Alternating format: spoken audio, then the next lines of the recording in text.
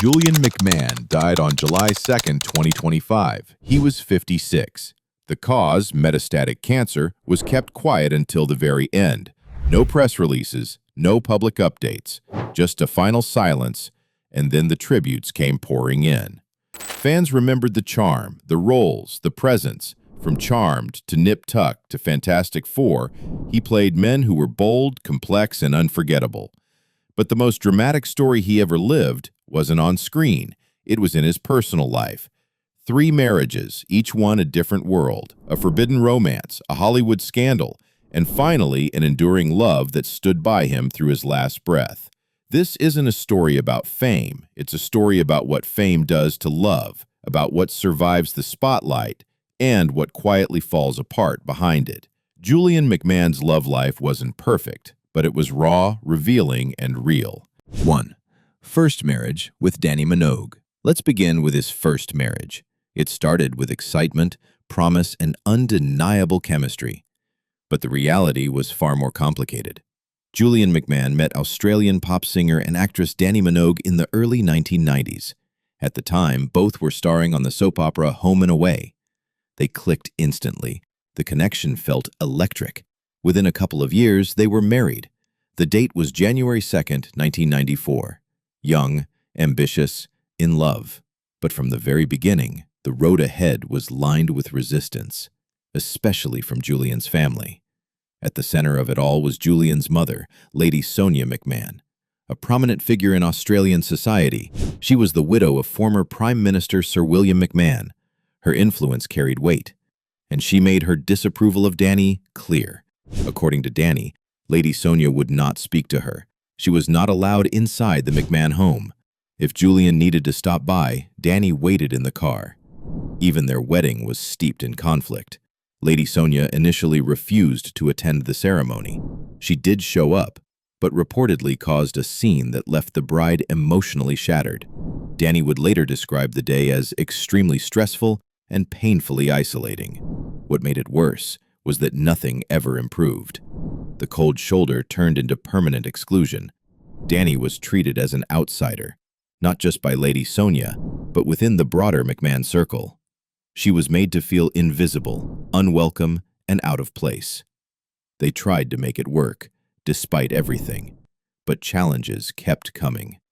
Julian was often in the United States chasing acting roles. Dannii was based in London, focused on her music career. The physical distance quickly became emotional distance. Maintaining the relationship meant constant travel. Dannii made the effort, over and over again, sometimes going into debt just to stay connected. There was no financial help from Julian's family, no emotional support, just more silence, more tension. She paid for most things. She held things together. But over time, it became too much. In interviews, Dannii described feeling like she had turned into a ghost, present but unseen, heard but not listened to. The marriage lasted about 18 months. By August 1995, the divorce was finalized. There was no public fallout, no media war, just 2 people who never really got the chance to be a team. Both later acknowledged that the relationship wasn't ruined by incompatibility. It was crushed by outside pressure, by the weight of family hostility and the loneliness of separate careers. In the years that followed, neither reconnected. It remained a closed chapter. And while the public often sees failed marriages as a matter of personal flaws, this one was different. The core problem wasn't between Julian and Dannii. It was between their love and the world around it. Julian moved on, Dannii moved on. But the emotional residue of that first marriage stayed with both. It became a lens through which future relationships would be shaped. Whether consciously or not, lessons were learned, lines were drawn. Love without support is like building a house with no frame. It looks solid for a while, until pressure hits and it all caves in. Second marriage with Brooke Burns. What followed next was something entirely different.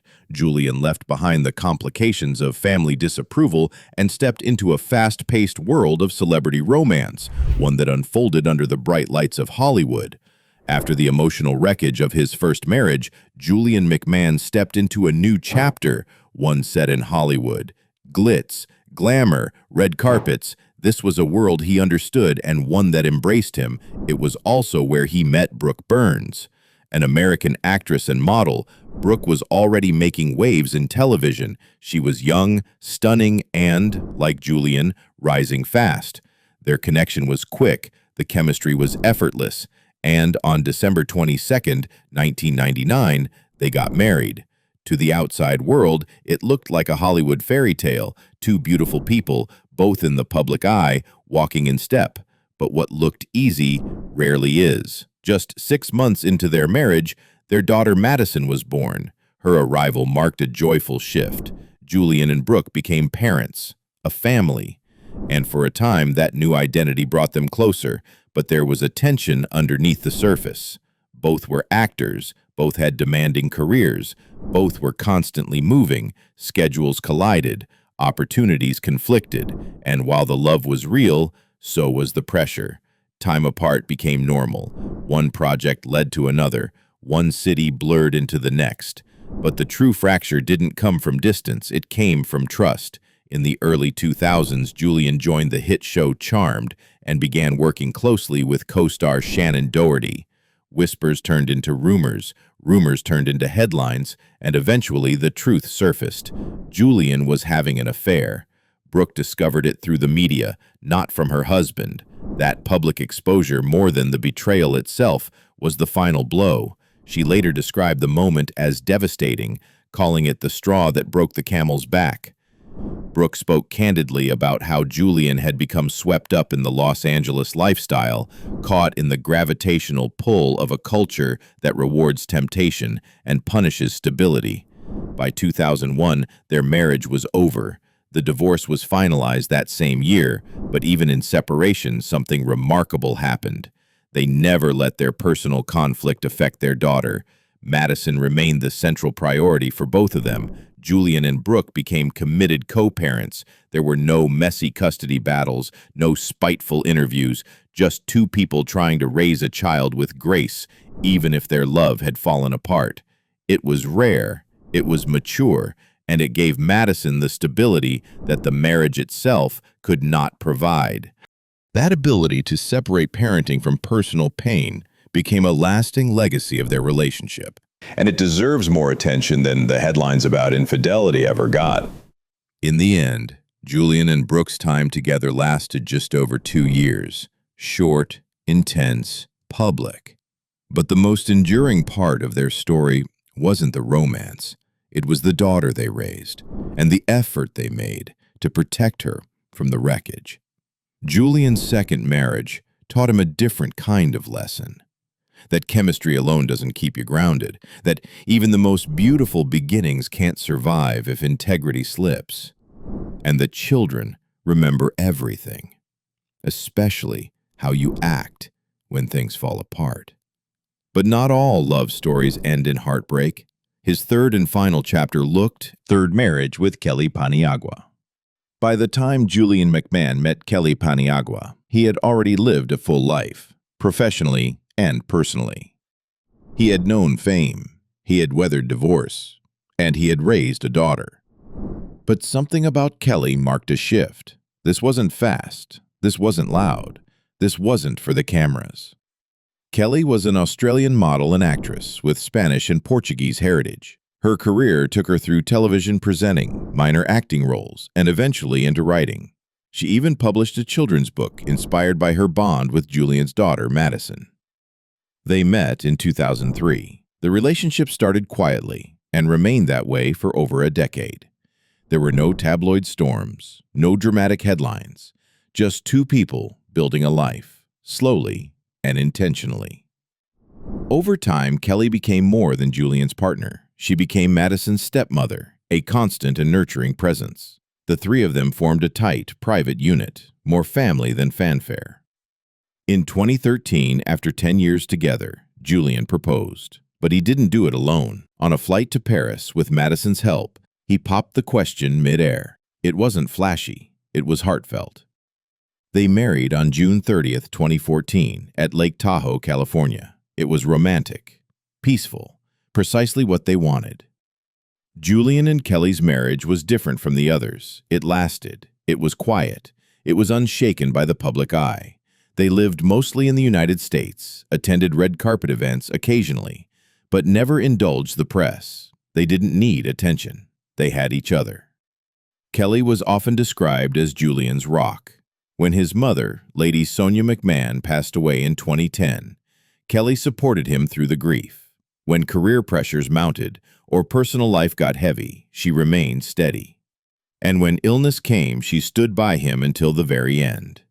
Julian kept his cancer diagnosis private. Very few knew.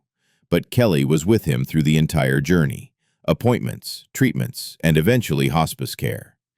She was the one who released the statement after his death in July 2025. In her words, Julian loved life. He loved his family. He loved his friends. He loved his work. And he loved his fans. His deepest wish was to bring joy into as many lives as possible. She didn't write like a grieving widow. She wrote like someone who had witnessed a life well lived, and a man deeply loved. They had no children of their own, but Kelly's role in Madison's life was profound. She wasn't a stepmother in name, she was family, and Madison, now a successful adult in her own right, has spoken warmly about the influence Kelly had in their lives. Their marriage spanned over a decade, from 2014 until Julian's recent passing in 2025. In a world of short-lived celebrity unions, theirs stood apart. It wasn't just long, it was meaningful, it was consistent. It was the final love of Julian's life. And by all accounts, there's a quiet kind of love, the kind that grows through time, not attention. Julian McMahon found that in the end. 3 marriages, 3 turning points, not just about who he loved, but how he changed. His final chapter wasn't marked by scandal or spectacle, but by steady love, the kind that stays. Julian passed peacefully in 2025, surrounded by family. Not remembered for perfection, but for presence. May he rest in peace. This video is based on verified sources and public records.